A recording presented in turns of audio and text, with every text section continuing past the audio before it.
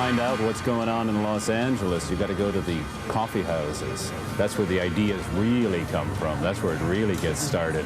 Poetry is happening all over the city. There are coffee houses all over Los Angeles. Cool people doing hip things, reading great poems, reading them to jazz.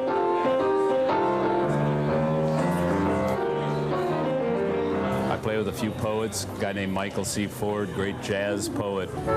And the expression on his face was calm, beautiful, profound. Spins words like Charlie Parker spun his alto notes.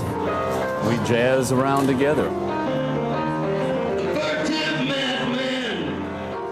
Jazz and poetry, there are 450 definitions for both those words. To be a jazz poet in the 1950s might have been more authentic. Only fear makes me hate, so I must stay strong. You wouldn't want to stake your life under these circumstances, would you? Intimidating situations always turn out wrong. And to bring it down to the street level. And my life is a jazz song. It's a new thing that's happening in America. It's coming back again. Step out of line. It's okay. People really want to hear honest songs again. The music is just starting to happen at the coffee houses. Step out of line. It's all right. These sensations, these beats and rhythms, and that's jazz. That's music. That's poetry. This is art, baby. You got to come here to Los Angeles to hear some really cool Los Angeles jazz. It's not really any different than it was in the 60s. All the nuances of jazz and all the subtleties of poetry. Got up and dressed up and went out and got laid. Then died and got buried in a coffin in the grave. Man. There's a need to make art, a need to express oneself in every generation. Pathos and screams plain pathic, copulating cats. I remember when affirmative action was a good thing. It was gonna make us all feel happy. But I drowned in the undercurrent of silence. Reading is like getting undressed in front of a window. It's exposing yourself, it's exposing your feelings. Writing is 50 years behind painting. But the painters learned how to take the reproductive canvas and to slice it and jam it and turn it upside down and put yourself in it, put as many eyes on the cow as you want, Picasso, because you're in charge. Heisenberg's principle determines, he says, it's you that create the fields of the realities you inhabit. Crying in a strange, emotionless, strangled despair. Inhuman, unreal, and short, just one cry. You guys remember beatniks, don't you? What that's all about? Poetry and jazz and freedom and spirituality and beatific visions of freedom. The power of their love. And we read poetry and talk about jazz while the whole world is rocking and rolling. The coffee house thing, which is kind of coming on again, has been providing a space and a place for singers and writers to let go again. It seems like people are looking for words again.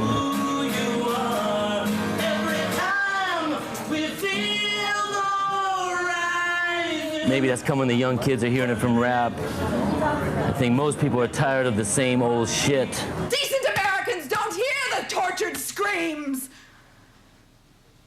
Good Americans ask only that God grant them the serenity to accept the things they cannot change and the ability to ignore the things they can. Good Americans. Without an artist, the soul of the country dies. We will not perish. America will not perish for a lack of art. He does not run, he trots. And on being a later. See, footnote, won't you? A lot of people call me a performance artist, you know, which is this really vague term.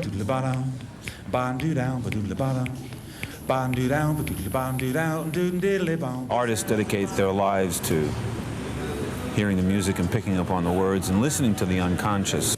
Transcendental questions of being an artist and being on the edge. The songs are still the same. The answer is blowing in the wind. I've always thought of myself as a poetry evangelist. I've always wanted to get out there and subvert minds to the cause of poetry. The faces of the children staring past the soldiers, holding back reporters, taking one last picture. Poets have always been the loudest when it comes to basically screaming out their indignation. The streets of the east side are empty, and the homeboys dream about the aftermath of a battle. Red bloody hands turn into a circle, weaving lines inside it, forming red, red roses from their mother's gardens. I think it's great. I think self-expression is great. We know! We know! We know! We know! I see you, Gregory Mama. Gave up bras. Bounce, girl. Bounce. Spoken word artists are coming out. The work is wonderful. People are coming up with freshness and with edge. Drank her mother's gin, danced naked in the snow, rang the bells of freedom. It is a worldwide movement. People want their freedom, and they want to be able to say it, to shout it, to write it, to sing it. It's all about poetry. Real people reading real poetry, writing about what it means to be alive, what it means to be American. And America's a fabulous place. So y'all come, you hear? This is what Charlie Parker said when he played. He had the feeling of early in the morning, like a hermit's joy, or like the perfect cry of some wild gang at a jam session. Wail! Wow! Charlie burst his lungs to reach the speed of what the speedsters wanted. And what they wanted was his eternal slowdown. A great musician and a great creator of forms that ultimately found expression in mores and what have you, musically as important as Beethoven, yet not regarded as such at all. A genteel conductor of string orchestras in front of which he stood, proud and calm. Like a leader of music in the great historic world night. And wailed his little saxophone, the alto, with piercing, clear laments in perfect tune and shining harmony. Toot, toot, toot, toot, toot, toot, toot, toot, toot.